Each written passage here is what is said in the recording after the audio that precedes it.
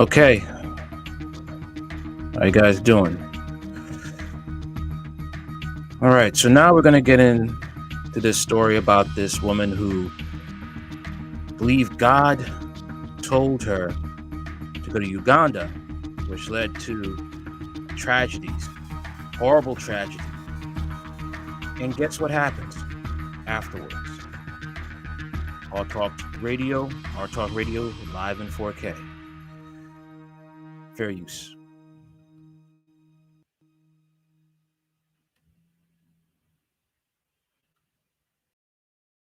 A Bedford woman is facing disturbing allegations about her nonprofit in Uganda. Renee Bach is being sued for allegedly operating a medical facility without a license, leading to the death of hundreds of children.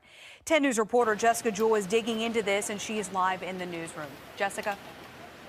We got our hands on this copy of the lawsuit. The Women's Pro Bono Initiative and two mothers filed this civil suit in a court in Uganda, saying actions by the group, the nonprofit, serving his children, led to the deaths of their children. The allegations stirring up a firestorm of criticism, and tonight, the woman taking the heat is firing back.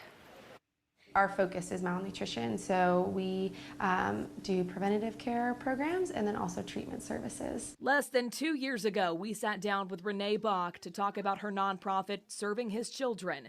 Its mission, fighting malnutrition in Uganda, clearly outlined on its website. When mothers come to Serving His Children, many of them have lost hope.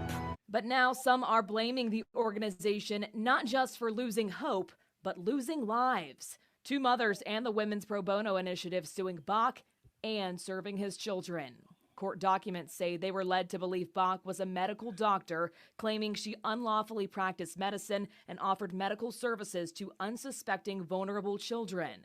In these now deleted images, she's seen wearing a stethoscope, administering care to children. The plaintiffs say they only learned after their children died Bach had no proper medical training. Her attorney's response? The people in Uganda aren't that stupid. I mean, there's almost a racist undertone in this, that somehow they would not understand that this was a girl that had gone over as a late teen, had served there for a decade. They knew exactly who she was and what she was doing. David Gibbs dismissing the claims as false. He says his client learned skills to help provide assistance as necessary, but always under supervision of a qualified medical professional. Okay. Let's see what happened.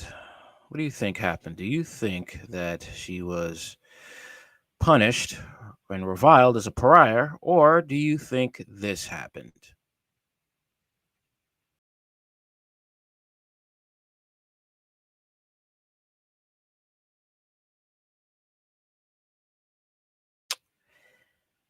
Yep. Person I'm talking about is Renee Bach, who defends herself in the new HBO series Savior Complex. I think some of the most wild accusations that were made about me is that I killed 800 children. I was medically experimenting on children. Renee Bach says at the heart of the trailer for HBO's Savior Complex, compared to Adolf Hitler, assumed to be part of the KKK. It's kind of like, where do you begin now? Where to begin, indeed. While there are a lot of documentaries about suspicious deaths, there are vastly less that feature lengthy interviews with the alleged killer. But this 3-part original HBO docuseries features remarkable access to Bach, who felt called by God to help malnourished children in Uganda as a then 19-year-old American missionary. Years later, the whistleblower accusation alleged that Bach personally treated children at her charity facility despite having no medical qualifications.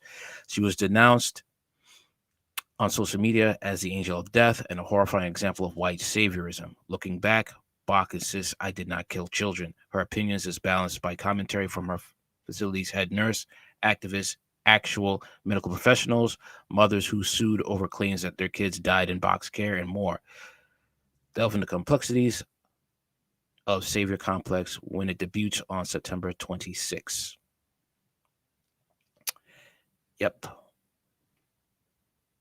That is basically it. All right. White makes right.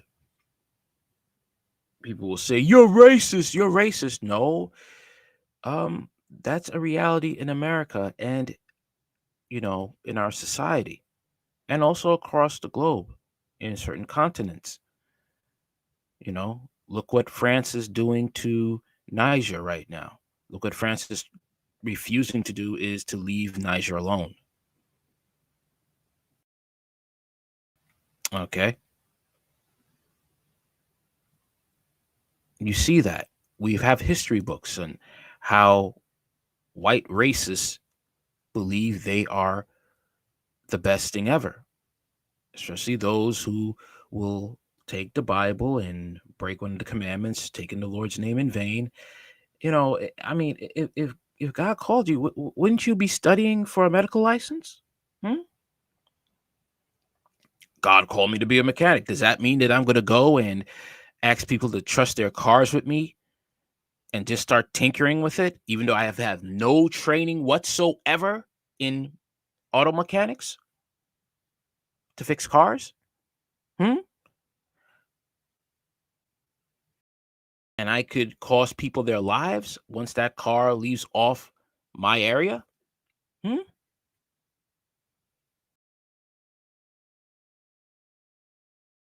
Hmm. And do you think I would get a docu-series? Of course, this is a black man behind the mic. Do you think I would get a docu-series after people lose their lives through placing their cars in my care, uh, that I have no experience fixing cars? Hmm? Let's just say. Let's just say, for the sake of argument,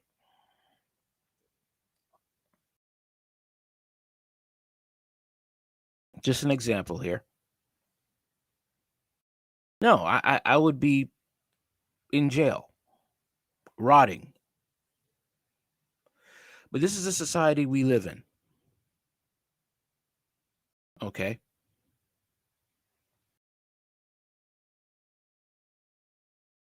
On to the next story now. All right.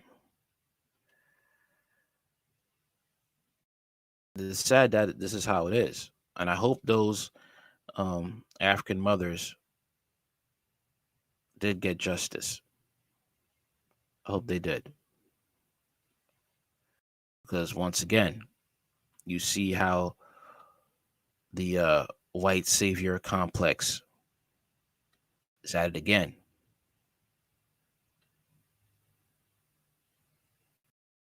And harms women. It harms the black people overseas. So let's see how Africa is checking Western powers now and other groups who want to deal with them from now on.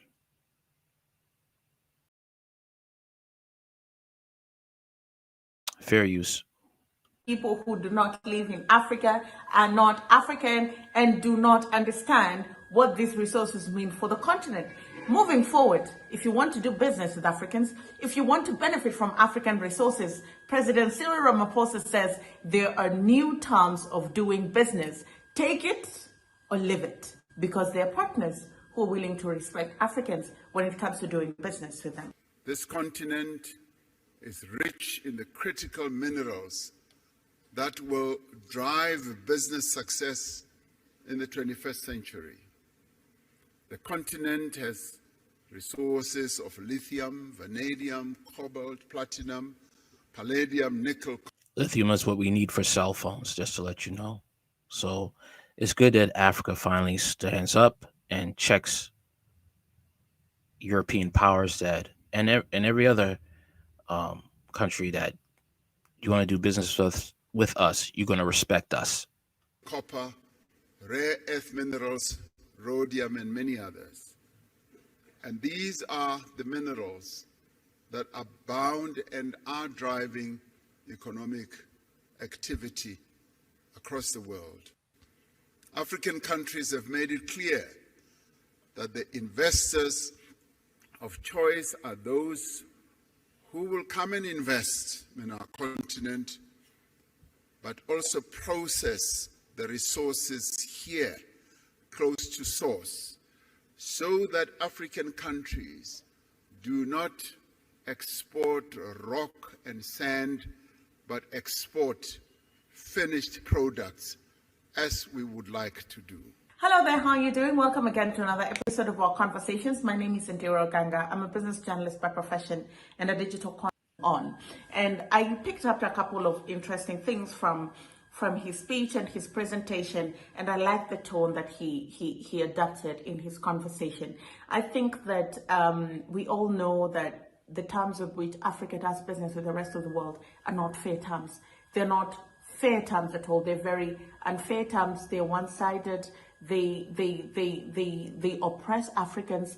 They mess with our environment, and just nobody wins. Nobody benefits. Not the Africans, not the owners of the resources. If anything, these resources help other people, and particularly if you look at how France does business on the continent, La France Afrique, where everything is for the benefit and prosperity of France, and then you come later and you come last. Look at West Africa. Look at what that great and beautiful place has become. It has become nothing. It's turning to dust. Their resources are not helping them. It's almost like a kangaroo republic that continues to benefit the West at the expense of the people. And so we need a new order when it comes to doing business. We need to sort of just shake the table, change the way we do business. We need a total overhaul of the system. Who sits at the table to bargain African deals? What are their interests? As even the Africans who sit down to bargain the deal, what are their interests? How long can these contracts be? Because sometimes also Africans are locked in very unfair contracts, and these contracts are 25 years, 50 years long. These ways of doing business are honestly oppressive. And this is a continent that you oppressed for years and years and years on end. And we had to fight our blood, sweat, and tears to get independence. Now that you can no longer put us under forced labor, you're coming at us in a different way. And President Cyril Ramaphosa says the new order of doing business is seeing us as partners and equals. You must. And that's the thing, because now they're trying to show their teeth. Now they're trying to find ways to bully Africa. But they can't. All right. And I hope that there's more coups, that they get out all the puppets, all the sellouts within their African countries, kick them out. All right. Do not let them have a place in Africa, because they could find people who are willing to fight in wars and take back the country and have you enslaved in even harsher conditions and harsher deals. So the best thing to do is to root out all the puppets within your countries, puppet leaders, puppet cabinets, and banish them from Africa. Have them removed so Africa could finally be on top. Okay. But you're a black American. You're black and you're American. How dare you say that about this country? Let me tell you about this country.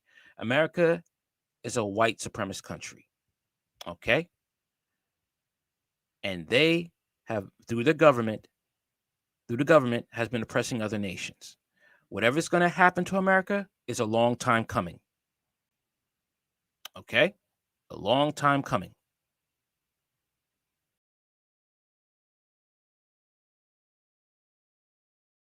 And a lot of people need to understand that. They need to understand that.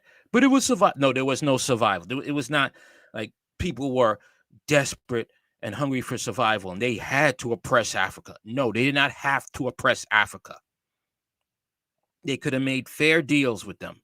Treat them as human beings, just like you treat other European white nations, Asian nations, Japanese nations, Spanish nations.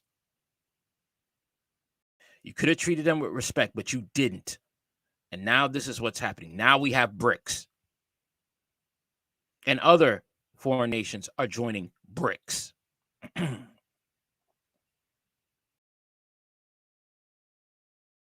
Okay? And that is something that people are going to have to grow up and understand. Quit acting stupid, like you don't know what's going on. Why people are the American government and some of its people, especially white races, are very narcissistic and evil. And they want you at the bottom of the heel. And when you dare raise that heel up and fight back, they play victim. No. Okay.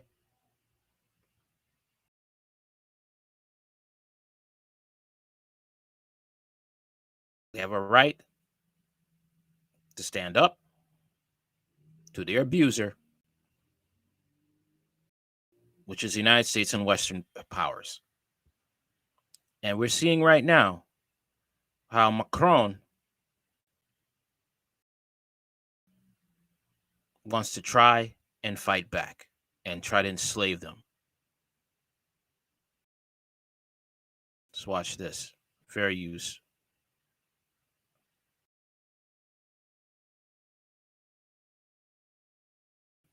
Plot for military intervention in the country. This unfolding situation emphasizes the delicate balance of regional politics in West Africa and raises questions about France's role in the region. The military leadership in Niger has leveled accusations against France as French forces have been amassing troops and equipment in multiple West African nations, fueling concerns of a potential military intervention in Niamey. Colonel Amadou Abdrahmane, the spokesperson for the Niger coup leaders, explained that France's military cargo aircraft have facilitated the unloading of significant quantities of war material and equipment in Senegal, Ivory Coast, and Benin. This raises questions and concerns about the intentions and activities of France in the region. Colonel Amadou Abdrahmane went on to elaborate that France is persistently deploying its troops in several ECOWAS countries as part of its preparations for a potential military intervention against Niger. According to his statements, this planning is in collaboration with the ECOWAS community organization. This statement from Colonel Amadou Abdrahmane comes at a time when tensions between Niger and France, its former colonial power, are steadily escalating following the military coup that took place on July 26th. The coup and its aftermath appear to have strained diplomatic relations between the two nations, leading to accusations and suspicions of external involvement in Niger's internal affairs. Paris has shown its support for the deposed President Mohamed Bazoum and has resisted Niger. See what I'm saying? These Western puppets. Niger's calls to withdraw its troops and ambassador from the Sahel nation. In Niamey, thousands of people persist in staging nearly daily protests near a military base housing French troops, demanding their withdrawal. France currently maintains approximately 1,500 troops in the country, and these ongoing demonstrations reflect the public's strong sentiments regarding their presence. A French defense military source has informed AFP that Paris is engaged in discussions with the military regime regarding the withdrawal of certain elements of its presence in Niger. These talks suggest ongoing negotiations between France and the Nigerian authorities as they address the evolving situation. These comments seem to align with the statements made by the military-appointed Prime Minister Ali Mohamed Lamine Zein, indicating a consistent message from the military regime regarding the presence of foreign forces in Niger. However, French President Macron's statement clarifies the French position, indicating that the withdrawal of French troops from Niger would require a request and coordination from the ousted President Mohamed Bazoum only, and not the military junta. Relations between Niger and France have indeed deteriorated since Paris declared the junta illegitimate. This declaration by France, along with its continued military presence in Niger, has been a source of tension and contention between the two nations. Amid the ongoing standoff between Niger and France, it appears that the military government is considering a strategic move to exert pressure on France. One potential course of action being contemplated by the coup leaders is targeting the approximately 30 French corporations currently operating within Niger. There you go. There you go. He got to hit France where it hurts. Hit France where it hurts. The money. All right? These Europeans who want to play this game, they forget that they have businesses at stake in these countries, especially places like Africa, countries like Niger. And they think that they won't just, all right, you want to play this game? You want to try and meddle in our affairs, refuse to leave, want to try to establish coups? Great. Shut down all these French companies in Niger.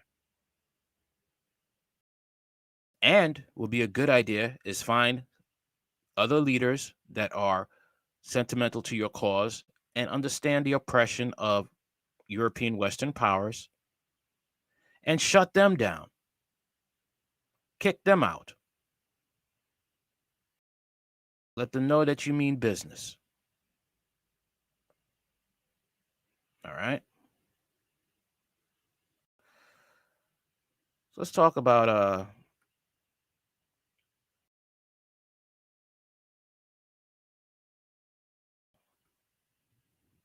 this British mercenary that was found tied up and killed in Ukraine.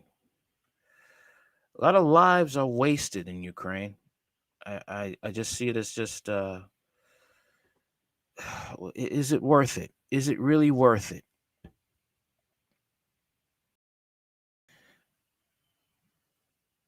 Jordan Chadwick was discovered underwater in mysterious circumstances, the UK Foreign Office has confirmed. The body of British mercenary was found tied up in a body of water in Ukraine earlier this summer. The UK Foreign Office confirmed on Friday.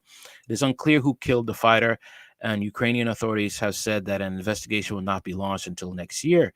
Jordan Chadwick, who served in the British Army from 2011 to 2015, traveled to Ukraine last October to join the International Legion.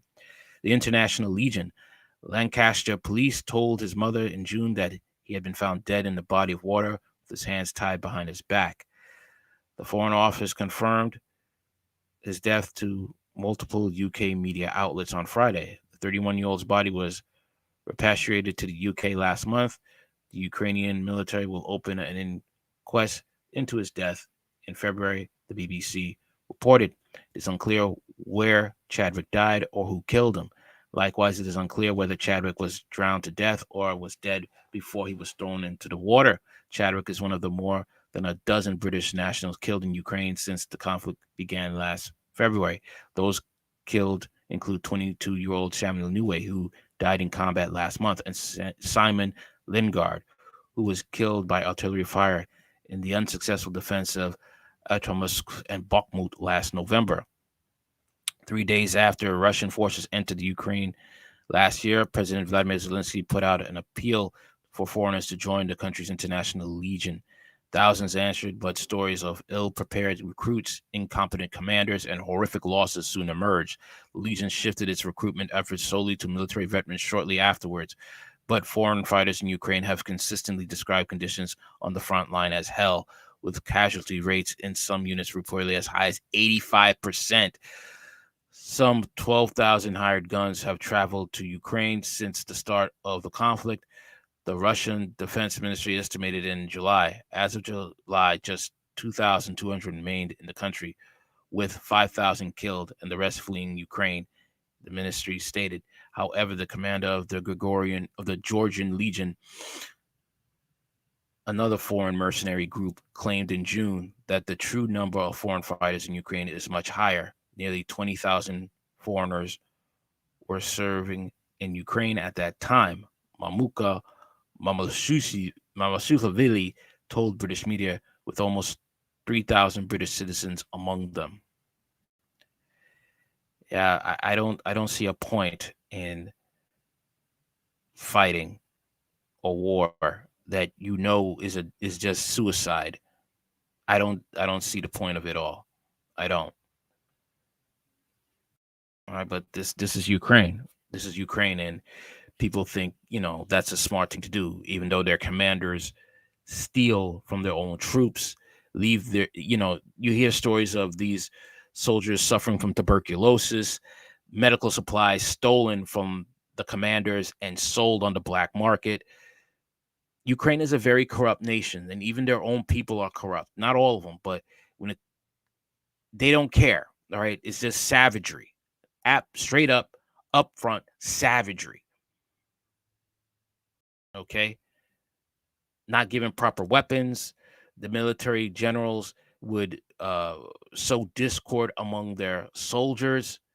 If you do such and such for me, you'll get higher pay, and ensuring certain death on the battlefield. Who wants to serve in a military where you can't even trust the people over you to give you clear direction and to trust them with your lives? Who wants to do that?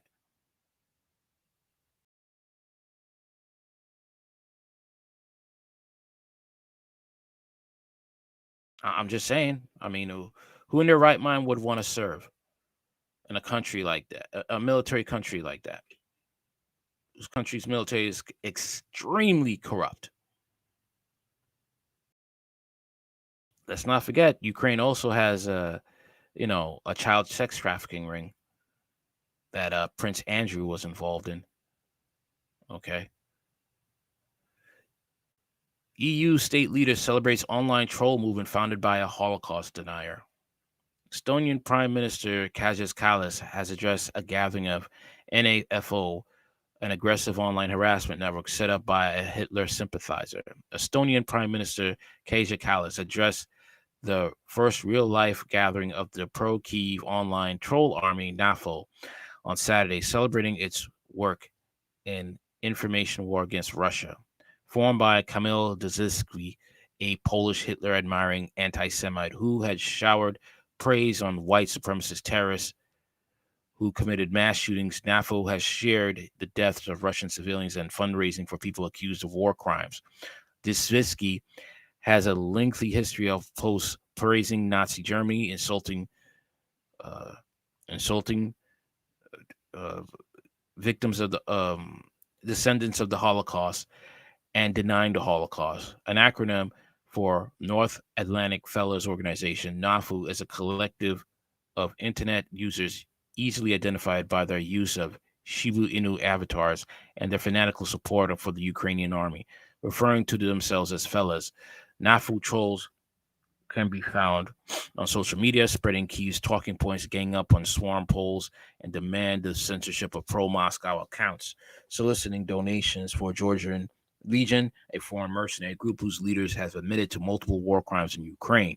Some pro-Ukraine commentators have argued that the group's online activities, including the open mockery of a Russian civilian killed by a shark in Egypt, are counterproductive to the Ukrainian cause. I would think so. If you want support, I wouldn't be making racist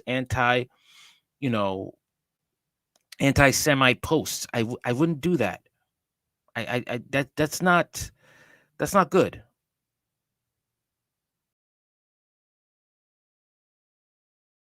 All right. The group held its first real-life summit in Vilnius on Saturday, mirroring the NATO event, which starts in the Lithuanian capital on Tuesday. Kallas, who described herself last year as one of the fellas, addressed the darkened room of keyboard warriors by video link. NAFO, she said, serves as an example of how to fight Russian disinformation and bad takes with good humor, intelligence, and enthusiasm. So let's hear what Miss Kaja Kallas, has to say. Dear fellas, I'm really sorry not to be able to be there with you in person for the first ever NATO summit in Vilnius. But I will be following in your footsteps in a few days when NATO leaders meet. As a proud honorary just remember, Joe Biden is siding with this. Republican and Democrat are siding with Ukraine, a neo-Nazi nation. This is where your tax dollars are going, people. U.S. tax dollars. Those who are in Europe, that's where your tax dollars are going. Here we go. Bella, I want to send my greetings to you, and I wish you the most based NATO summit possible. As I've said before, the aggressor must be defeated on the battlefield, but Russia is also waging a war against our democracies, an energy war, a cyber... Hold on. Isn't Zelensky the one jailing journalists, putting them in jail, and some of them have never to be heard from again? Who's waging war on democracy again? Cyber war and information war. Democracies need to take steps to defend themselves in all these areas, as well as holding the line to defend a world where rules still apply and where technology works for, not against democratic societies. You are all a living example of this, fighting Russian disinformation and bad takes with good humor, intelligence, and enthusiasm. Behind every fellow is a real person. You are volunteering A real racist. your time and energy because you believe in Ukraine's victory. I thank you for all your support to Ukraine, as well as the Baltic Sea region and Estonia. And thank you for all your support to me personally. It really, really warms my heart. So what more to say than keep fighting the good fight? Yeah. I'm surprised she didn't say Hail Hitler. That's all I'm saying.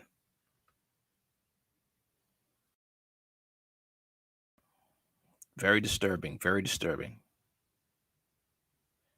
Keep fighting the good fight, she told the crowd, concluding that NATO expansion is non-negotiable and Ukraine will win. Right, right. It's good to dream, it's good to dream. Doesn't mean it will become a reality, but it's good to dream. NATO has grown into an internet-wide phenomenon over the last year, counting U.S. Congressman Adam Kinzinger, Ukrainian Defense Minister Alexei Ryzhikov, British Defense Minister Ben Wallace, and a host of Western analysts and spies as fellows. This membership role has fueled speculation that the group is tied to Western intelligence agencies. I wouldn't be surprised. Okay, we got a Indiana congresswoman who wants to have your tax dollars support Azov Battalion. Okay, her name is Victoria Sparks. Look her up. Okay. Ukrainian born, but immigrated here. Now she's a congresswoman. Okay. If you live in Indiana, you need to make some calls and to make sure to have her removed. Okay. Because I guarantee you do have some Ukrainians, not all, but you have some Ukrainians that do support Azov Battalion.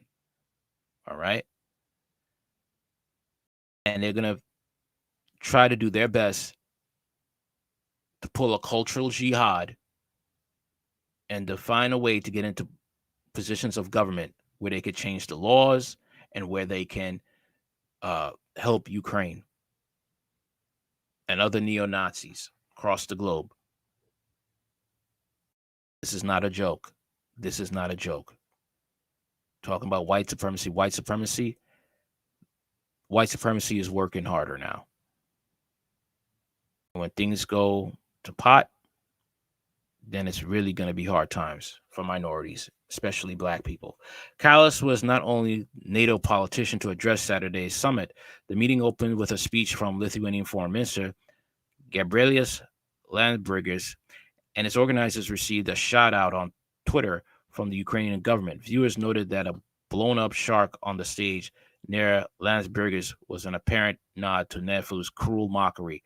According to a NAFO official Twitter account, the event raised $3,000 for various Ukrainian military and civilian organizations. Okay. This is what's going on, people. This is what's going on.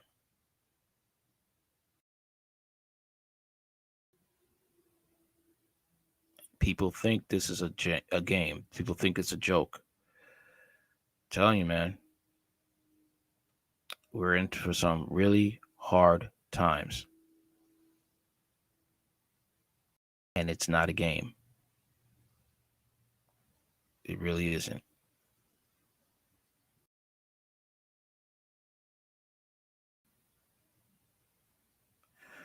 Let's talk about Kathy Hochul and what could be at the fate those who live in New York State. Let's get into it. Most evil, most corrupt plans, and the decision is being made today at 10 a.m.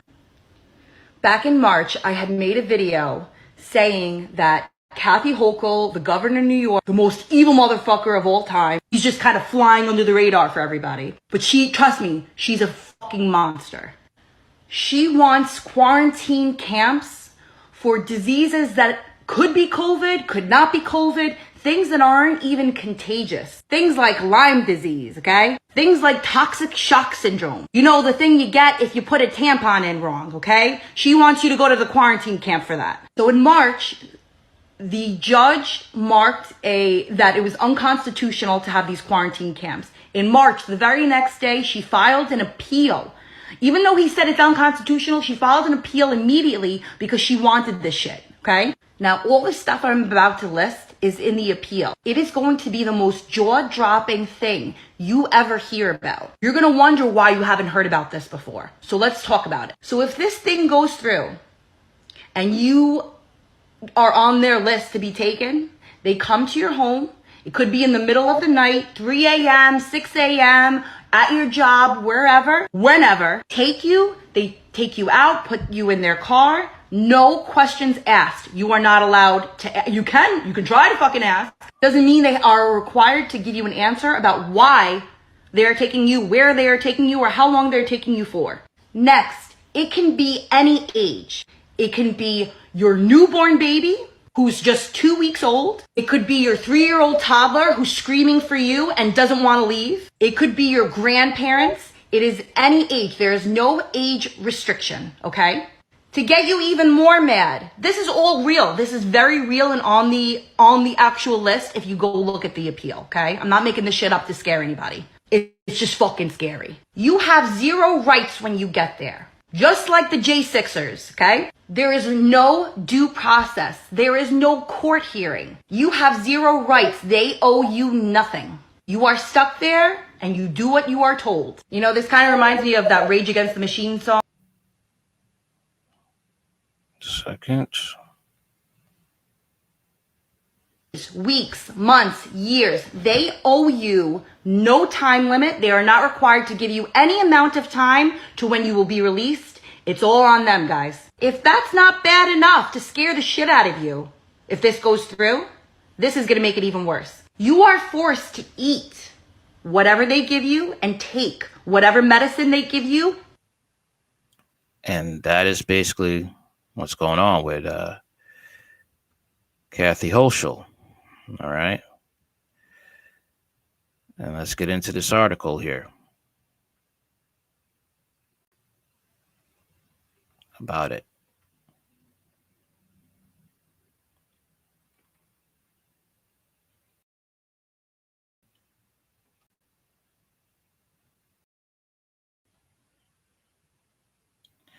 All right.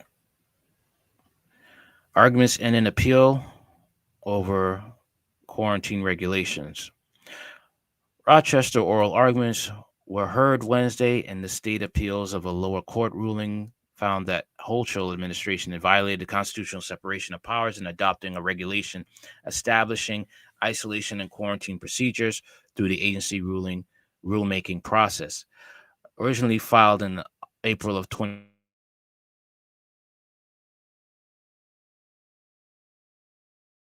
The petitioners of the lawsuit are State Senator George Barillo, Assemblyman Chris Tagg, Assemblyman now Congressman Michael Lawler, and Organization Uniting New York State.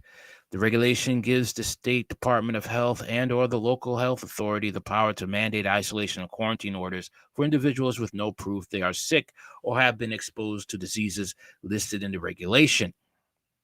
It also provides the health authority with the ability to determine the isolation location, which may include facilities outside of one's own home and even using law enforcement to do so. Borrello noted that the list of diseases in regulation went far beyond COVID and included several that are not even communicable and therefore pose no public health threat. He said the list could be easily amended, including to include others. Rule 2.13 is a red flag that underscores the lingering authoritarian approach to governing, which is a holdover from the pandemic. Borrello said Wednesday the unprecedented emergency powers given to the executive branch became the new normal for 2 years and gave a rise to certain abuses like this dangerous isolation and quarantine regulation. The Republican senator from Chautauqua County said the principle at the heart of the lawsuit is the constitutional separation of powers, which he believes was violated by the administration's actions. They overstepped their authority by attempting to enact such an expansive mandate, he said. If we allowed that to occur, unchallenged, it would invite further overreach. In his July 2022 ruling in favor of the petitioners, Cattaraugus County Judge Ronald D. Paulette noted in his decision that the legislature had already passed a law that covers this issue. He said PHL 2120 was enacted by the legislature in 1953 and provides a procedure for obtaining a quarantine or isolation order. He further noted that the Rule 2.13 actually contravenes the procedures set forth in PHL 2120 and ignores the balancing act between individuals' rights and the need for public safety. Bobby Ann Flower Cox, the attorney representing the petitioners, said Wednesday oral arguments at the Supreme Court Appellate Division were held because the governor and the DOH are trying to get back the unconstitutional power to isolate or quarantine New Yorkers with no proof you are sick, no proof you have been exposed to communicable disease, and they want the power to lock you up or lock you down for however long they want without any stated procedure on how you can regain your freedom. She said the horrendous regulation would allow the administration to use law enforcement to enforce their orders or isolation or quarantine against residents. No right to an attorney or right to appeal the order until you are locked up, Cox said. Guilty until proven innocent. The trial court last year was the trial court last year was absolutely correct in striking down this regulation. 2 amicus briefs in support of invalidating Rule 2.13 were submitted, one by Assembly members William Barclay, Andrew W. Goodell, and Joseph Giglio, and another by the New Civil Liberties Alliance, an advocacy group headquartered in Washington, D.C. Borrello called the legal effort challenging the state is a David versus Goliath story, citing its teams of lawyers and resources to appeal Paulette's ruling. However, wastefully spending taxpayers' hard-earned dollars to try to overturn a judicial decision which is on solid constitutional ground will only further confirm that this is an executive branch that views itself above the law, he said.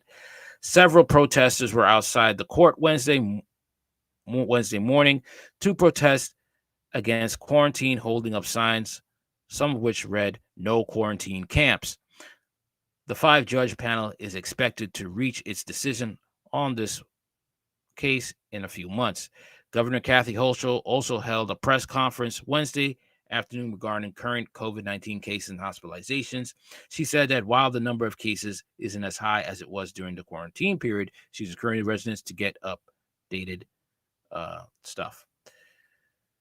Yeah.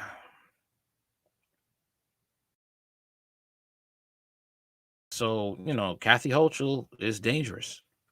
She is very dangerous. All right. And she didn't care about the people of New York State. She didn't care. But I'm glad that they struck it down. But who knows? Who knows what's going to happen later on down the road? So let's talk about Maui. Some disturbing stuff that was found out.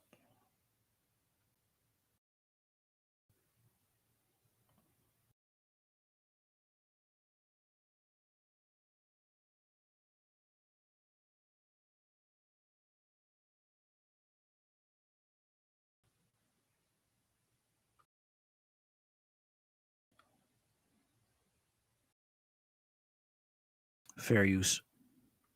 What's going on here? I'm from Montana normally, and this feels like out of the Wild West. Read this headline. Marines neutralize fleeing FEMA convoy in Maui? What the heck? Let's see what's going on with this. This is dated rawrealnews.com. You can type that headline in and it's reported on multiple sites. I would love to know your thoughts about this, but let's read on. United States Marines on Friday neutralized a FEMA convoy that fled fire-stricken Lahaina for Haleakala National Park, a 33,000-acre wilderness and home to the state's highest peak, Mount Haleakala, from where FEMA might have escaped had the Marines not downed a helicopter sent to rescue the federal brigands. The chase began early Friday morning when a Marine platoon and FEMA had a shootout in the Maui Forest Reserve east of Lahaina Beach. Responding to intelligence reports, the Marines caught FEMA red-handed, burying corpses in an earthen grave the feds had evacuated with backhoes. Burying corpses in an earthen grave the feds had evacuated with a backhoe. A procession of FEMA agents hauled the bodies of men, women, and children out of an M35 deuce-and-a-half cargo truck and heaped them atop another as federal supervisors stood around smoking cigarettes and drinking coffee. Is this real? The Marines had dismounted a distance away and had crept into FEMA AO undetected. FEMA Real Raw News' source in General Smith's office would later say, "We were more interested in cracking insensitive jokes about the dead than posting lookouts or watch for white hat forces." I don't know. Did this really happen? We're talking about grenades and helicopters and FEMA. I don't know, but I have seen local reports of many people saying that they've seen FEMA dumping donations into the dump instead of giving them to the people. Well, there was reports of people are trying to help the people of Maui, native people, and they gave it to FEMA, and FEMA actually, I'm sorry, they didn't give it to FEMA. FEMA blocked them from giving water and food to these people who are suffering from the Maui fire. So I wouldn't put it past FEMA. And we've seen others reporting them taking supplies and not dispersing them to people. Can we trust FEMA? What the heck is going on? If you have any news about this, I would love to know. I was kind of checked out since last Thursday. I went to recharge in the jungle alone, away from all media. And so I haven't really been even looking on social media, but I would love to know. And here's another comment that I found on a local Maui page. Does anyone know why there are so many DEA in Kihei walking around with guns? What the heck is going on here? Kihei is really far from Lahaina, and I heard that the DEA agents, which usually deal with drugs, are staying here in Kihei where I live.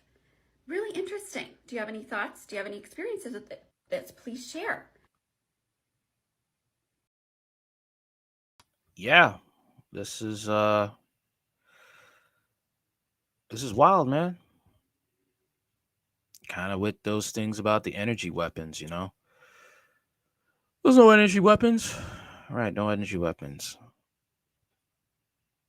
Okay. Houses, homes burnt away in a perfect fashion. Rich people's homes are not affected. Trees are in perfect condition, but the homes are just burnt to a crisp perfectly, by the way, perfectly. All in a nice straight line around the perimeter of that home. All right.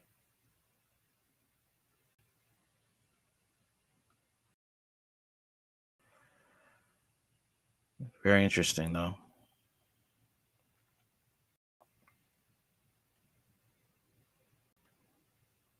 Here's the article, by the way.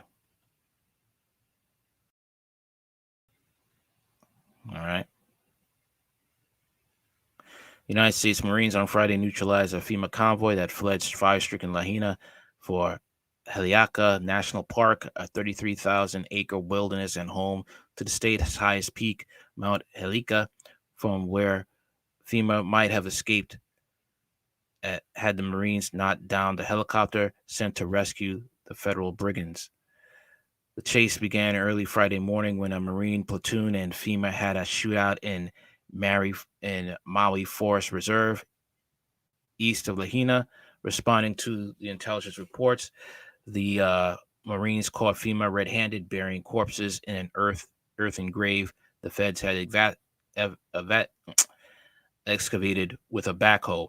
A procession of FEMA agents hauled the bodies of men, women, and children out of a M35 deuce and a half cargo truck and heaped them on top of one another as federal supervisors stood around smoking cigarettes and drinking coffee. The Marines had dismounted a distance away and had crept into FEMA's AO undetected. FEMA real news source General Smith's office would later say, "We're more interested in cracking insensitive jokes around the dead than posting lookouts to watch for white hat forces."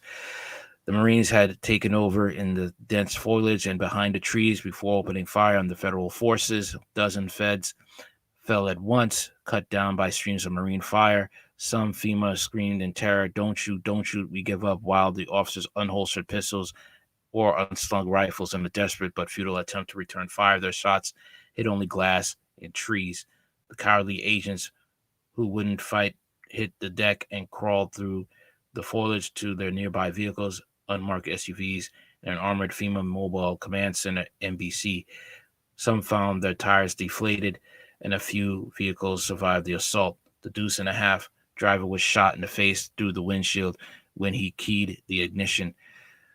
A dozen FEMA and FBI embedded among them survived the initial onslaught and fled gunfight in 2 SUVs and NBC. 60 Marines and 4 Humvees gave chase while the remaining Marines remained behind to mop up stranglers and recover the dead civilians at the mass grave site. The Marines pursued FEMA northeast along Route 36 and Route 37 intersection in Cali, then southeast along Route 37 toward Palaki, and further on the precarious swerving road ending at the Helika Park entrance and several hours' drive. Our sources said the Marines did not engage en route due to risk of endangering civilians. FEMA dismounted at the Kaluko Overlook, a cliff overlooking the expansive Helika crater, and formed the defensive perimeter around the vehicles as a UH-60 chopper in the distance drew nearer to the bluff.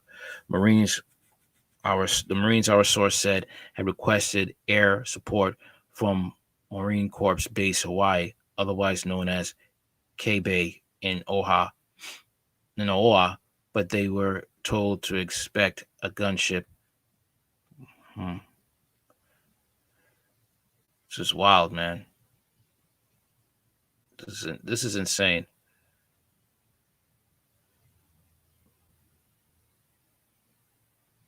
Insane.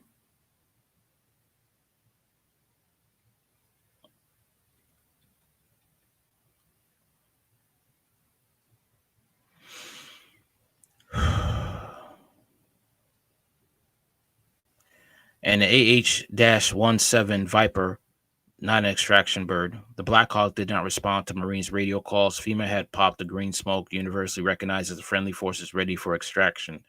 As the Black Hawk descended, ready to hover, it was suddenly hit by 3 grenades fired from a belt-fed MK-19 grenade launcher mounted on top of a Marine Hummer.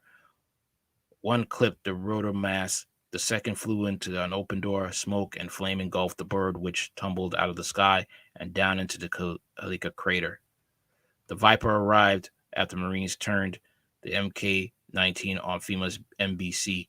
Its armor wasn't dense enough to survive several direct hits. Anyone inside burned to a crisp, died of smoke inhalation, or turned to mincemeat. The Marines waved off the tardy bird, saying they controlled the situation.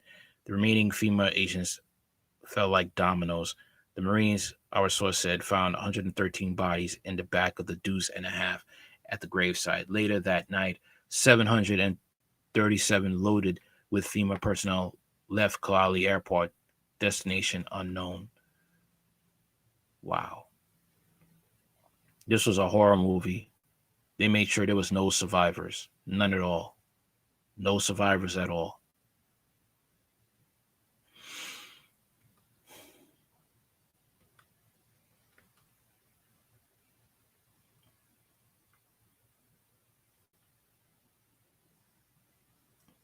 Radically insane, man. But let's talk about somebody else who's, basically doesn't care. Let's talk about Mayor Eric Adams and these budget cuts for New York City. Fair use. On this national crisis, never in my life have I had a problem that I did not see an ending to. I don't see an ending to this. This issue will destroy New York City. An urgent message from New York City Mayor Eric Adams as the number. My thing is this. You knew this would destroy New York City. Why are you trying to act like a victim? Like you didn't know. You kept adding illegal immigrants here time and time again. Kicking out veterans out of hotels. You giving them $8,000 each, $8,000 each. You have homeless New Yorkers here due to the pandemic, and you couldn't help them out with $8,000 each, $8,000. Of migrants who have arrived in the city since last April hits 110,000. The influx has strained resources, with Mayor Adams estimating the crisis could cost potentially $12 billion over the next 3 years. To help counter that, he's asking every city agency to reduce spending by up to 15% in the coming months. President Biden is facing calls to take federal action from Mayor Adams and New York Governor Kathy Hochul, as well as Illinois Governor J.B. Pritzker and Chicago Mayor Brandon Johnson, who are facing a migrant crisis of their own. We reached out to the White House for a comment, and they provided a list of actions it's taken, including assisting the state and city of New York with more than $140 million in federal funding this year, as well as the state of Illinois and the city of DHS has provided more than $1 billion through grants programs to help communities who are supporting arriving migrants. Requested an additional $600 million for shelter and services programs in the supplemental, and we continue to call on Congress to fulfill that request. Provided the state and city of New York more than $140 million in federal funding through DHS. Providing the state of Illinois and the city of Chicago more than $40 million in federal funding through DHS. Can't read the other one here, but I think they should all take that money. Don't give it to the illegal immigrants. Give it to New Yorkers. Give it to people in Chicago who are actually starving, who are born there, who need jobs, who need money to feed their families, create jobs. Here, you need a place to stay. Take some of this money, buy a cheap house, and use the rest of the money to set aside for the bills. Use the rest to get a trade. All right? That's what you do. Don't give it to the illegal immigrants. They're not born here. Some of these people, you see mostly dudes that are coming over here, right? Mostly dudes. You rarely see women and children. Something's wrong here. Are they part of a private army or something? Just saying. of Chicago with more than $45 million. Joining me now is the mayor of New York City, Eric Adams. Mayor Adams, thank you for coming back to the Sunday show. Yesterday, you warned agency heads they must slash their budgets by 15% by next spring to compensate for the increasing costs of the migrant crisis. Is this a way to put pressure on New York State and the federal government? What was your thought process in making this decision? No, not at all. And first of all, I'm glad you played that clip at the top of this conversation, because there's a clear distortion that my comments were anti-immigrant, anti-migrant. The Trump Republicans are trying to use it as such, which is not true. And then even the far left is trying to use it as anti-immigrant. We've done more than our share.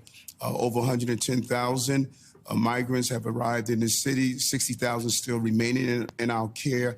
And the announcement we made yesterday is stating that we have to go and do several rounds of finding cost efficiency, 5%, 3 times in a row, that's 15%.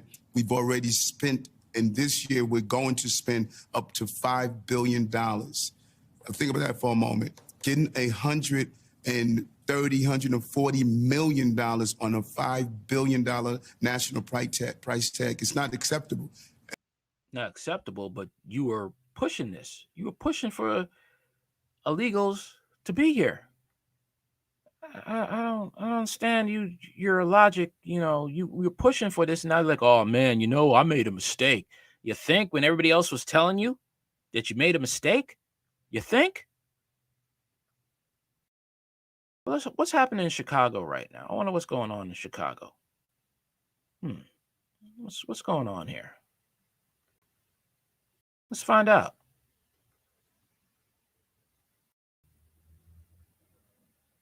Fair use. And dump people in our community like this. This is not fair. The city's pressing migrant crisis in the spotlight now more than ever, and Southside residents are fired up over plans to put up tents. Thanks for joining us tonight. I'm Scott Schneider. And I'm Dawn Hasbrook. Tonight, a meeting on the issue was filled to capacity, and many community members are frustrated that they were not let in. Casey Crona is live in Roseland with the latest. Casey. Dawn and Scott, community members want to make their voices heard on this subject, and tonight many weren't able to. On the table is a proposal from Mayor Brandon Johnson that would place hundreds of migrants in makeshift camps in a former Jewel parking lot. At Sheldon Heights Church of Christ, an open dialogue on the migrant crisis hosted by Alderman Ronnie Mosley was packed inside and out. First of all, they definitely chose this venue for a reason. They chose a small venue so that they could discourage the community from being able to show up. With fall and winter fast approaching, Mayor Brandon Johnson is looking to move migrants from police stations into what the city is calling winterized base camp. One of the Chicago police officers got a female immigrant pregnant, right? Yep, more problems. They don't care. Chicago, if you thought Chicago was a crime-infested city now, you haven't seen nothing yet. This is essentially like a Band-Aid to a gunshot wound. You are putting a Band-Aid on a huge problem at hand. One potential site, the former Jewel parking lot at 115th and Halstead. I think that's a bad idea. They want to push this out of sight and out of mind. But it's coming with pushback, many calling on the city's leaders to focus on the needs of taxpayers. We are the residents of this community, and we demand that they do not put these people here. They're not even following the rules in the police station. What makes us think that they're going to follow the rules here? Residents tell us they are in need of groceries. This is going to end badly for them. I feel bad for them because they're going to suffer. All right. They're going to feel oppressed. They're going to get robbed. Crime is going to go through the roof, and they're probably not going to get arrested.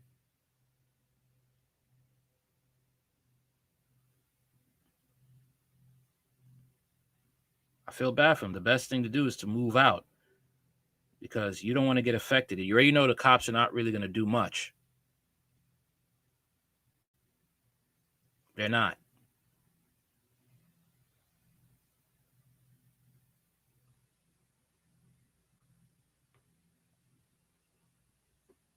So what can you do? What can you do? The economy's going to crash. Gangs are going to rise up. And the first people are going to be hit is women and children.